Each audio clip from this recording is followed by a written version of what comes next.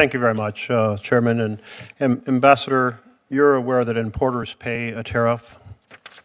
Can you say that again, sir? You're aware that importers pay the tariff? The importer of record, that's right. And then those importers often have to pass those costs on, and they ended up, consumers pay the tariff, and the estimate is over $2,000 a year. Is it good or bad for American citizens that their general family is going to have to pay $2,000 plus more this coming year? I disagree with the Yale Budget Lab, who's staffed by former Biden staffers. A lot of times the exporter eats the tariff. The importer of record is. What's your estimate? What's my estimate? Yeah, of how much more consumers are going to pay. First of all, sometimes it's zero, especially if it's coming from a country that's a non-market economy where they're subsidized and they don't have to worry But no, about the average family in America, you disagree with the $2,400. How much do you think an average family is going to pay more because of the tariffs? I don't have a number. Okay, I think it's an important point, and I would think in your role you might have understood that a lot of costs are passed on to the consumer and that's hurting families. I met with a small business a couple weeks ago in Oregon, and they ordered products for their manufacturing, and when they ordered it, the tariff was 10%, en route it was 20%, and by the time they arrived, it was 30%. They probably wouldn't have ordered those particular products if they knew they had to pay 30%. So when tariffs are coming on very suddenly, it imposes unexpected costs on America, and that's particularly challenging for small businesses. Why not give enough notice in advance so that small businesses don't end up in this kind of tariff trap? So when we impose tariffs, we always include what's called a goods on the water provision to try to at least minimize, some of these changes. That's a real issue. I'm not discounting that. And so if there are goods on the water for several weeks beforehand and they've gone out, that's fine. If you do it earlier than that. I'll accept your answer that you try to address that, but I've had a number of companies that have told me they have had to pay more when it arrived than when they ordered the product. So maybe there's a way we can improve that piece of the puzzle. And then companies are telling me that they're not making decisions on new factories because of the uncertainty about if it takes 3 years to build a factory, what the tariffs will be at that point, and where their customers will be. Have you observed and are you familiar with the fact that a lot of investment decisions are on pause because of the rapid changing nature of the tariffs?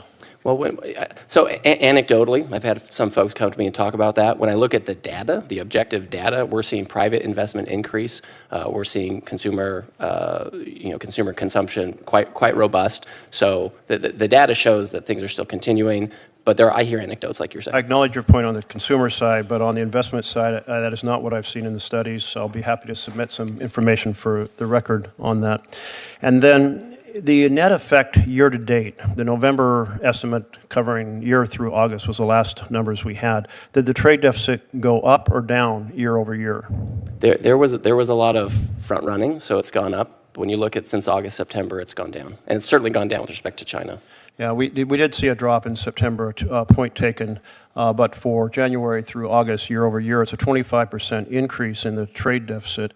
I hope you're right that it will continue to go down, but a lot of folks, because of the tariff uncertainty, pre-ordered products, and therefore it's not unclear whether that is simply a dip in how much they're importing at this point because they had already invested before. Finally, my farmers, they are not happy. And they're not happy because a lot of their markets have been disturbed. We don't have the soybeans, so we don't have that kind of big crop. We have a lot of crops where people are uncertain what to plant next spring because they're not sure where the customers will be. And this is part of that instability factor. And are you familiar with how the ag world, I know you're trying to bail them out because of the damage done, but are you familiar with how many different parts of the ag world are feeling a lot of stress because in some cases the tariffs increased some of the inputs like fertilizer or so forth, but they're also stressed about what will their markets be next year because they're uncertain of the up and down. So with respect to the farmers, I talk to them very frequently. I have a chief agriculture negotiator who hopefully will be confirmed by the Senate in coming days. On the one hand, we know that interest rates for farmers, labor costs, fertilizer costs skyrocketed during the Biden years. Hopefully those are coming down now. We have gotten more market access for farmers for Oregon hazelnuts and blueberries and horticultural products. So if they want the market access, we're getting it. If folks don't want the market access, they want it, and we're getting it for them. And that's going to create higher commodity prices so they can export. The only country that retaliated against us was China. It's a big country, but no one else retaliated against us. Everyone else negotiated, and most of them has given us new market access, and we hope that the farmers will be able to take advantage of that. We've seen Vietnam reduce tariffs already. Cambodia's eliminated it. The EU, Switzerland, they've already put their legislation. Part of my role is simply to convey what the folks back home have asked me to convey, and my agricultural community is very stressed. My small businesses are very stressed as well. They're saying Main Street is Pain Street, and it's both healthcare costs and it's tariffs. I'm closing now, but I'll just say when I look at this, consumers, a family paying over $2,000 more, investment decisions on hold because of the uncertainty. The trade deficit has increased for the year. It looks to me like it's not serving America well. That's my concern. Thank you. What you just watched wasn't just another tense back and forth in a Senate hearing.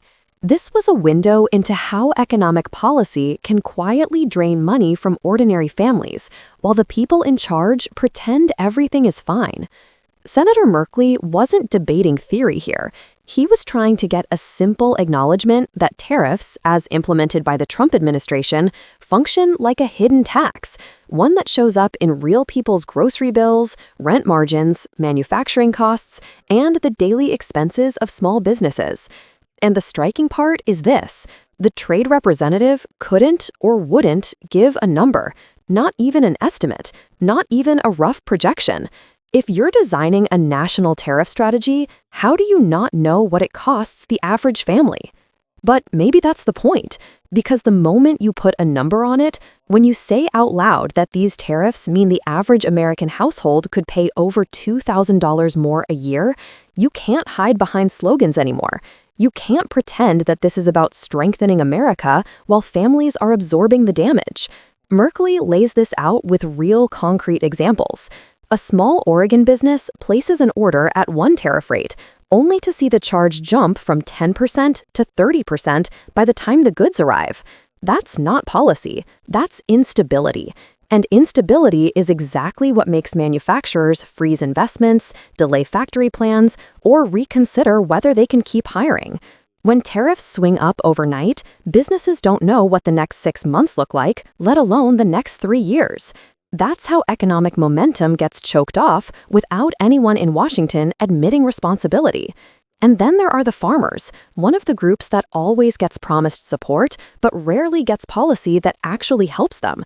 Merkley is clear. Markets have shifted, inputs like fertilizer have risen, and trading partners have responded in ways that undermine American export stability. When farmers don't know what the tariff landscape will look like, they don't know what to plant. They don't know what the demand will be. They don't know if today's tariffs will turn into tomorrow's retaliatory barriers. And the attempt to gloss over this with vague reassurances doesn't solve the problem. But what's most revealing in this exchange is that the data the trade representative cites doesn't line up with the lived reality Merkley is bringing forward. Families are paying more, small businesses are being blindsided, farmers are worried about next season, and the trade deficit, one of the very metrics tariffs were supposed to improve, actually went up 25% year over year through August. That's not speculation, that's not partisanship, that's evidence. And when evidence clashes with narrative, the tactic becomes avoidance. You see it every time Merkley pushes for clarity. The numbers aren't there, the estimates aren't there, the accountability isn't there. These decisions, made at the highest levels of economic policy, are being felt by Americans at the checkout line, in small businesses trying to budget, and on farms that depend on predictable global markets. Yet the people overseeing these tariffs seem unprepared to explain the real-world consequences. That's why these moments matter, because they cut through the talking points and force us to confront the gap between what's being sold as economic strength and what's actually happening on the ground. Tariffs don't exist in isolation. They touch every link in the supply chain. They determine prices, competition, investment, and stability. And when policymakers treat them like a messaging tool rather than a structural lever, families end up paying the price, not as a patriotic contribution, but as a preventable burden. If you want more breakdowns like this, where we pull apart the politics, the economics, and the truth behind these hearings, make sure you stay tuned. There's a lot more to unpack, and I'll keep digging into the details that others gloss over.